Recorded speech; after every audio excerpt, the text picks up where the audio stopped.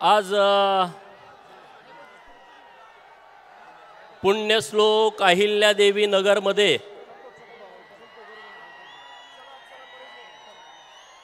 महाराष्ट्रातील ओबीसींच्या ताटातला घास पळवून नेतेत की अख्खं ताटच पळवून नेतेत अशी चिंता लागलेली असताना आज आपल्या सर्वांच्या उपस्थितीमध्ये ही सभा पार पडते। या सभेला मार्गदर्शन करण्यासाठी या महाराष्ट्रातील ओबीसी, उपेक्षित, वंचित, पीडित, प्रतारित, अपमानित लोकांचे नेते माननीय नामदार छगन भुजबळ साहेब आणि व्यासपीठावरील सर्व मान्यवर मंडळी आणि तुम्ही सर्वजण आज पुण्यश्लोक अहिल्यादेवी नगरमध्ये आपण एकत्रित यासाठी झालोय, हाच निर्धार करण्यासाठी झालोय की या जिल्ह्यामध्ये ज्या माऊलीचा जन्म झाला त्या माऊलीनं एक मोठं साम्राज्य निर्माण केलं। सुभेदारकीपासून त्यांचा नातू तर सिंहासनाधीश्वर झाला, चक्रवर्ती महाराजा झाला। म्हणजे त्यांचा संदेश असा होता, राजा वही बनेगा जो हकदार होगा, राजा का बेटा राजा नहीं बनेगा। आणि त्याच अनुषंगानं आपण आपलं राज्य निर्माण करण्याची आवश्यकता आहे। सत्ताधारी जर माजले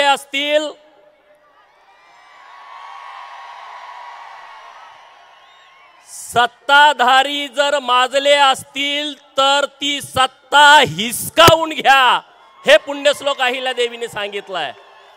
आणि म्हणून मित्रांनो, राजसत्ता आणि राजपाट कधी मागून मिळत नसतो, तर तो नेहमी हिसकावून घ्यायचा असतो।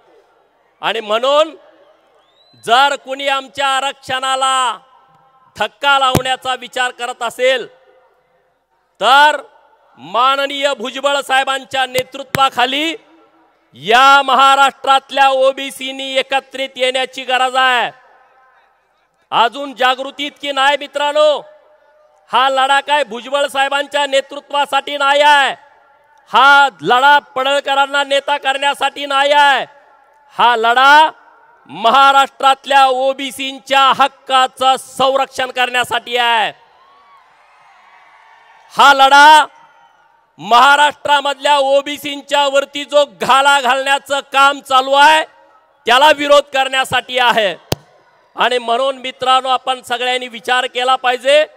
आज नरवीर राजे उमाजी नाईक यांची पुण्यतिथी आहे।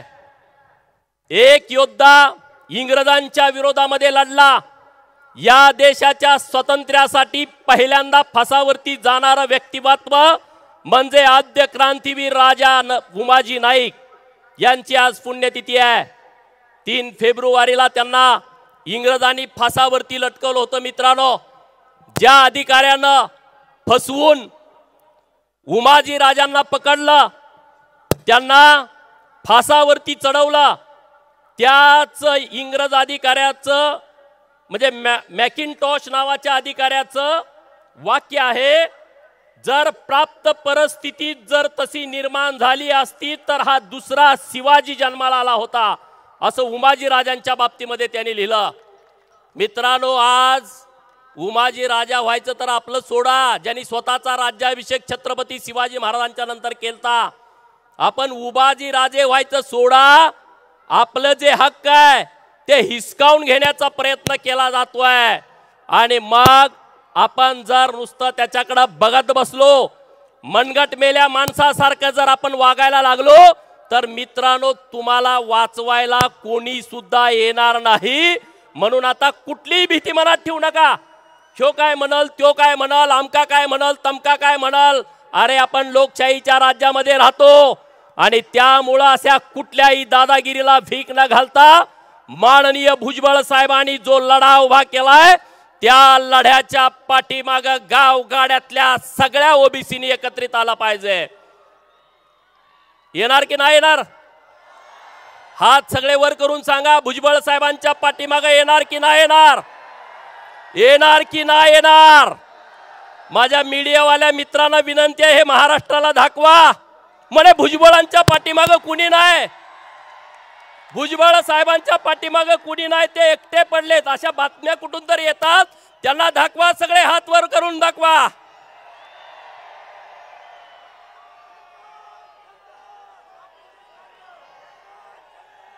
दाखवा हे सगळ्यांना, हात वर करा सगळे. अरे एकटा भुजबळ नाही आहे, आम्ही सगळे त्यांच्या पाठीमागे ठामपणे उभे आहोत. हे महाराष्ट्राला चित्र कळू द्या.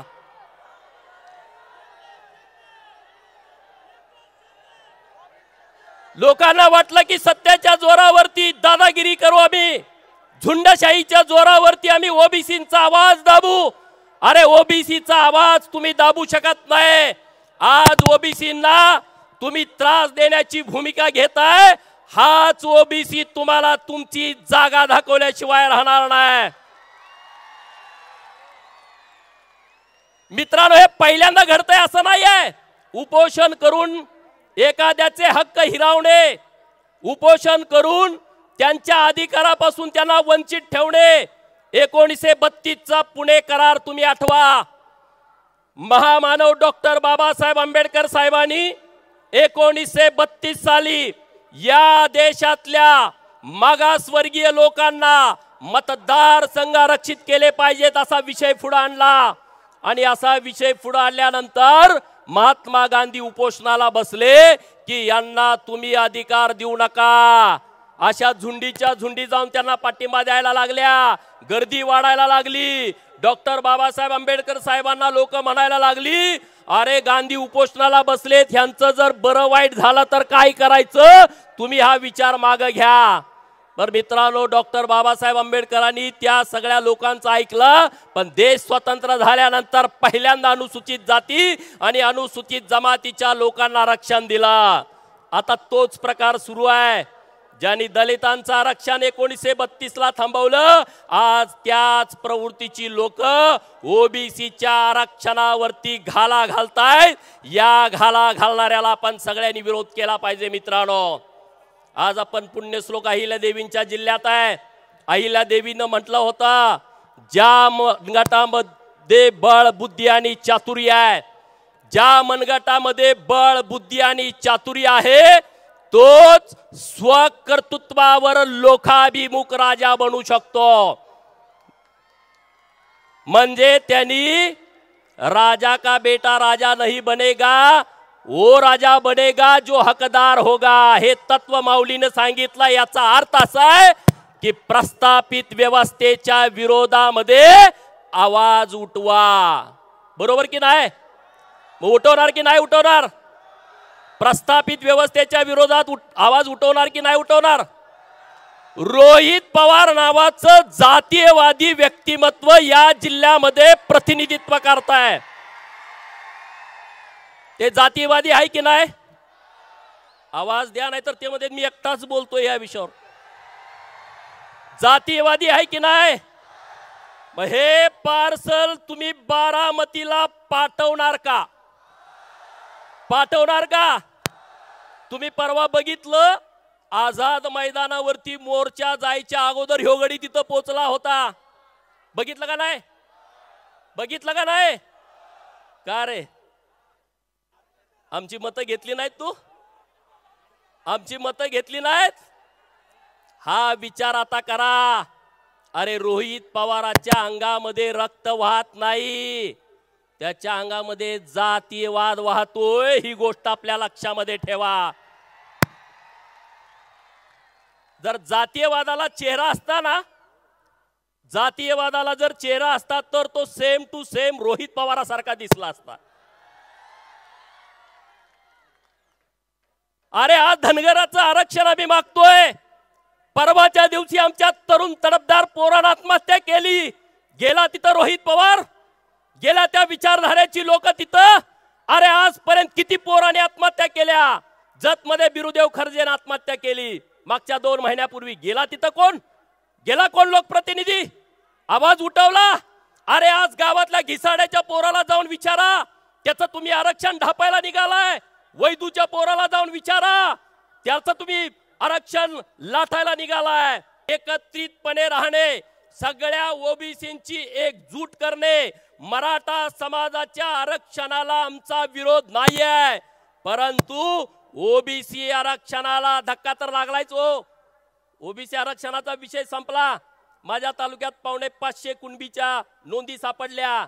60 ग्रामपंचायती, त्यापैकी 12 ग्रामपंचायतीला ओबीसीचं रिझर्वेशन सरपंच पदाचं, 8 पंचायत समिती, त्यातल्या 3 पंचायत समितीला आरक्षण ओबीसीचं, 4 जिल्हा परिषद, त्यापैकी 1 आरक्षण झडपीचं.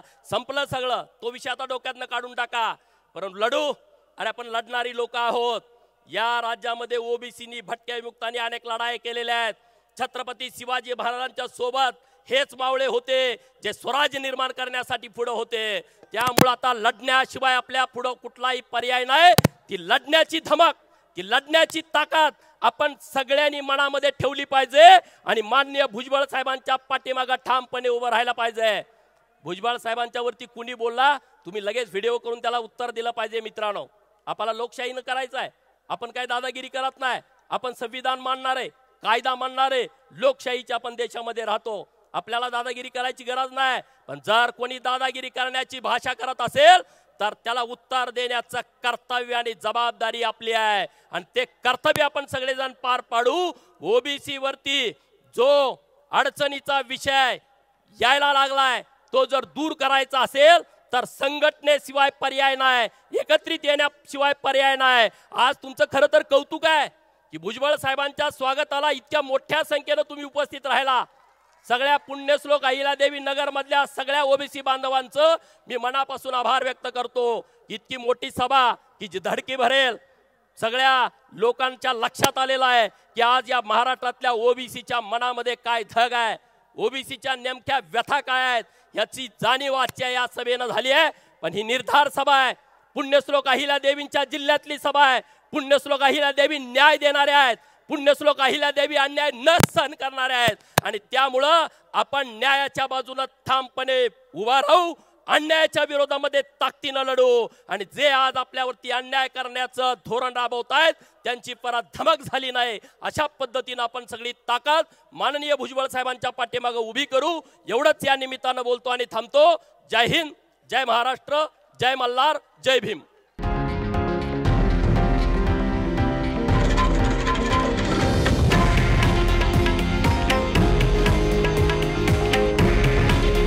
हे आहे देशातील नंबर 1 न्यूज नेटवर्क आणि आपण पाहत आहात TV9 मराठी. काळजी तुमची, हित महाराष्ट्राचं.